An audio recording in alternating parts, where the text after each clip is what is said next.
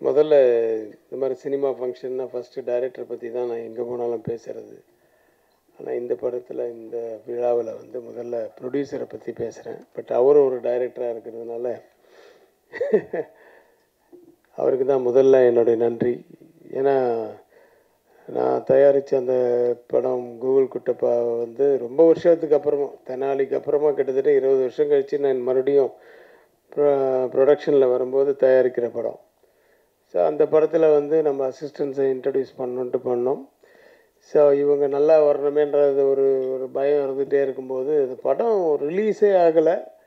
அந்த படத்தை அவர் பார்க்கவும் இல்லை, ஒரு சாங்கு கூட பார்க்கல, ஒரு எந்த சீக்வன்ஸும் பார்க்கல. ஆனால் என்னுடைய அசிஸ்டன்ஸ் அப்படிங்கிற ஒரு நம்பிக்கை மேலே அவங்களுக்கு வந்து அஃப்கோர்ஸ் கதை கேட்டு அந்த கதை பிடிச்சதுக்கப்புறம் தான் ஒரு டைரக்டர் ஆக்குனார். பட் இருந்தாலும் அந்த நம்பிக்கையை வச்சு அவங்கள இயக்கிய, தட் இஸ் இயக்குனர் ஆக்கிய விஜய் சந்தர் அவர்களுக்கு மிக்க நன்றி.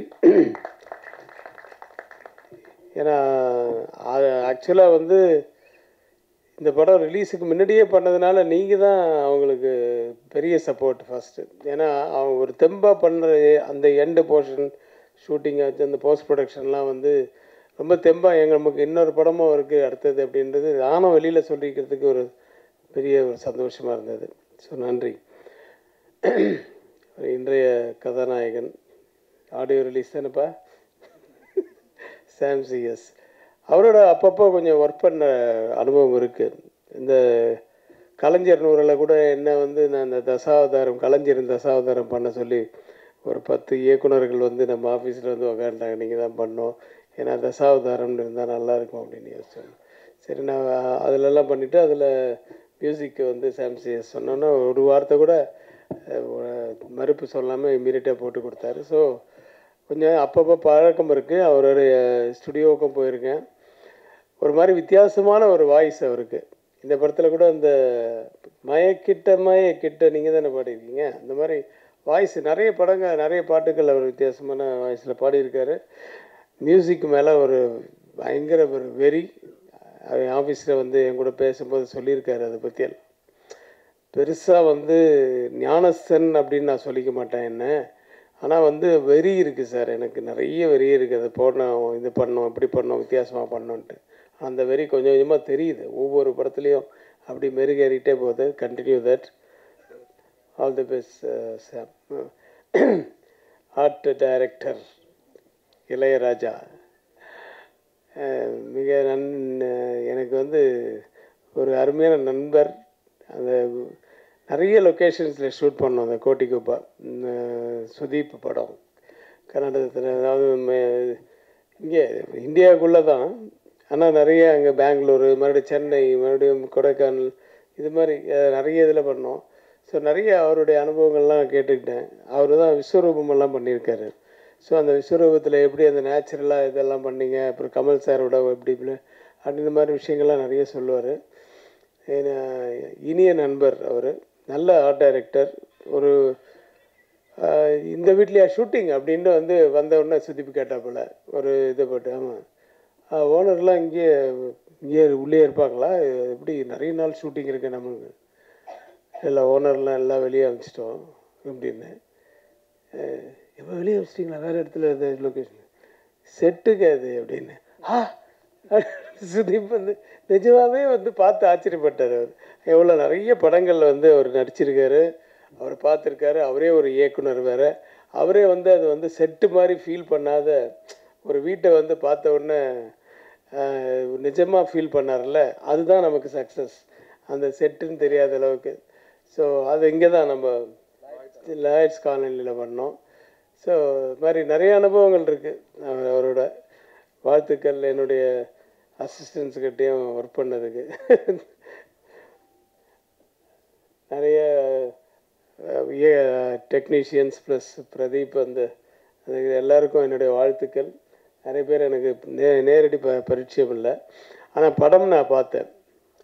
ஹன்சிகாவுக்கு எந்த மாதிரி பெர்ஃபார்மன்ஸு வரும் அப்படின்றலாம் தெரியும் எனக்கு. ஆனால் இதில் வந்து டக்குன்னு சேஞ்ச் பண்ணுறதெல்லாம் வந்து ரொம்ப பிரமாதமாக பண்ணியிருந்தாங்க.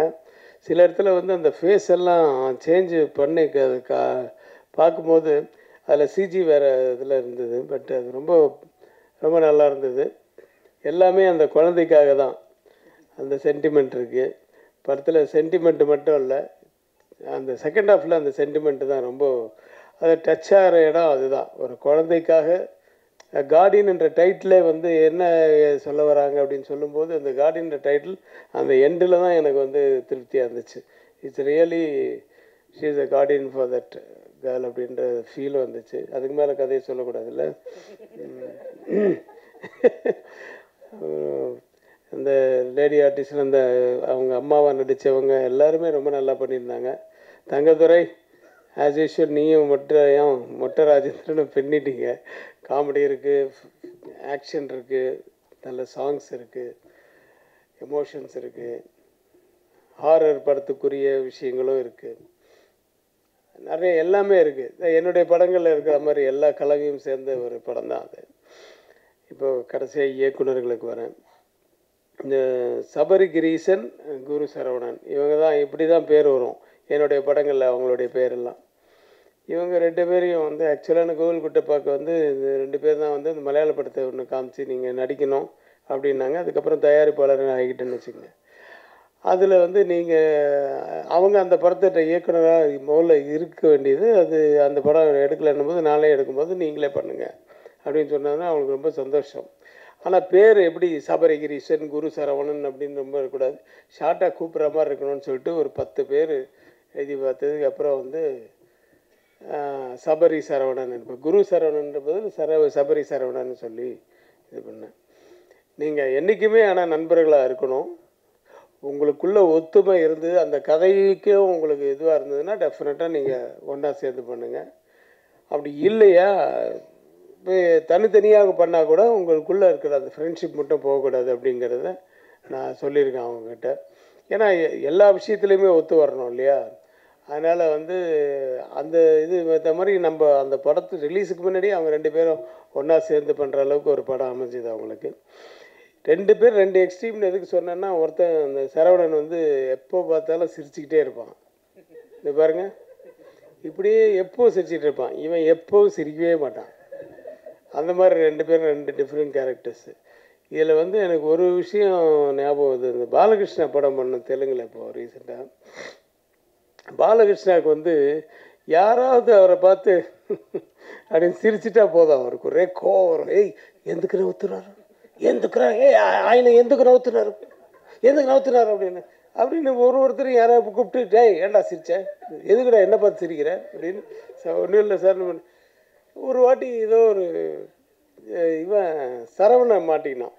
எப்படின்னா, பாபு ஃபேன் இல்லை திப்பி அப்படின்னு இவன் ஃபேனை திருப்பிட்டு அவருக்கு விக்கெல்லாம் கொஞ்சம் அப்படி அதிர மாதிரி இருந்தோடனே இவன் சிரிச்சிட்டான். ஏய் எதுக்கு சிரிச்சு, எதுக்கு நவுத்துனாரு சார், நான் ஐயோ போய் அச்சிட போகிறாரு, நம்ம அசிஸ்டண்ட் வேறு அச்சுன்னு சொல்ல. இல்லை சார், நான் அசிஸ்டண்ட், அது நம்ம assistant director sir Saravanan sir அப்படின்னு. இதில் ஏதோ ஆப்போசிட் கேங்கு அப்படின்னு அவர் ஆப்போசிட் கேங்காக இப்போ இப்படி கூட அவுத்துறாச்சு கூட நீ ஏய் அப்படின்னு அடிக்க எழுந்துட்டாரு. நான் வந்து இப்போ போடா டேய் நீ ஏன்டா நிற்கிறேன்னா அப்பவும் சிரிச்சிட்டு போ அந்த பக்கம் அந்த அப்படின்னு சொல்லிட்டு அவனை திருப்பி விட்டேன். ஸோ அவருக்கு வந்து எப்போவுமே ஒரு டவுட் இருக்கும் யார் பார்த்தாலும். ஆனால் ரொம்ப நல்ல மனுஷன், வெரி நைஸ் டு வாட் இதுலேயுமே வந்து பழக்கத்து இதிலெல்லாம் வந்து ரொம்ப நல்லவர். ஆனால் ஒரு எதில் பார்த்தாலும் ஒரு சின்ன டவுட் இருக்கும். ஒரு வித்தியாசமான கேரக்டர். அவர்கிட்ட மாட்டி அடி வாங்கியிருப்பான், அன்றைக்கி தப்பிச்சான். ஸோ அந்த மாதிரி இவன் என்னன்னா எதுக்கு எடுத்தாலும் என்ன இது. இப்போ ஒரு சாம்சிஎஸ் சொன்ன மாதிரி தான் எல்லாம் போட்டுட்டு அப்படி திரும்பி பார்த்தோம் 2 பேரும். ஒருத்தன் அவன் சிரிச்சுட்டே இருந்துருவான், இவன் வந்து சைலண்ட்டாக இருந்துருவான். முடிவே எடுக்க முடியல. இது என்ன, இது நல்லா இருக்கா நல்லா இல்லையா, இது சொல்ல மாட்டானுங்கன்ட்டு. நான் கூட எனக்கு கூட அந்த மாதிரி அனுபவம்லாம் இருக்குது. நான் உங்களை சொல்ல, தேவா அப்படி தான். தேவா சைலண்ட்டாக தான் போடுவார். சோப்பு சீப்பு கண்ணாடி அப்படின்னு இந்த கிட்டாரை வாசிக்கிறவண்ணே அப்படி ஓ சும்மா இப்போ தான் கையே வைக்கிறாரு, அதுக்குள்ளே தலையாட்டுற. அப்புறம் அவங்கள பார்க்கவே மாட்டேன். நான் பார்க்காம அப்படி கண்ணை முடிப்பேன். சார் என்ன சார் தூங்கிட்டீங்களா அப்படின்னு. இல்லை அவனுங்களை பார்த்தா பாட்டு நல்லா இருக்க மாதிரியே தோணும், அதனால் பார்க்க மாட்டேன். அது மாதிரி அனுபவம்லாம் இருக்குது நிறைய. ஏன்னா அது நல்லா ஜாலியாக இது பண்ணிவிட்டு நம்மளை உசுப்பேற்றி விட்ருவாங்க. அவங்களுக்கு என்ன பாட்டு 2 ஓகே ஆகணும் போகணும் முடிஞ்சிச்சு, அடுத்த மீட்டருக்கு கீழே ரெடியாக இருப்பாங்க ஆளுங்க. அது மாதிரி டைப்பு. ஸோ அதுதான் இவங்கக்கிட்ட அந்த மாதிரி தான். சபரி வந்து ரொம்ப லாஃப்டராக நான் அவனை பார்த்ததில்ல. ஒரு ரொம்ப சத்தம் போட்டு சிரித்து நான் பார்த்ததே கிடையாது. இத்தனைக்கும் என் அண்ணன் பையன் அவர் வந்து என்கிட்ட 10 வருஷமாக அசிஸ்டன்ட் டைரக்டராக இருக்கார். இருந்து இப்போ தான் டைரக்டர் ஆகியிருக்காரு. ஸோ இருந்தாலும் வந்து அவன் ஒருத்தர் ஒரு கேரக்டர் சொல்கிறேன். பட் எனிவே எங்கே இருந்தாலும் வாழ்க, நல்லபடி இன்னும் நிறைய படங்கள் எடுக்கணும். இந்த படமும் வந்து நிஜமாகவே வந்து நான் பார்த்ததுனால சொல்கிறேன், எல்லா கலவைகளும் இருக்குது. ஒரு சென்டிமெண்ட்லேருந்து எல்லாமே இருக்குது. ஸோ இது தியேட்டரில் மிகப்பெரிய வெற்றி அடையணும்ன்ட்டு எல்லாம் வல்ல இறைவனை வேண்டி வாழ்த்துக்கிறேன். நன்றி, வணக்கம்.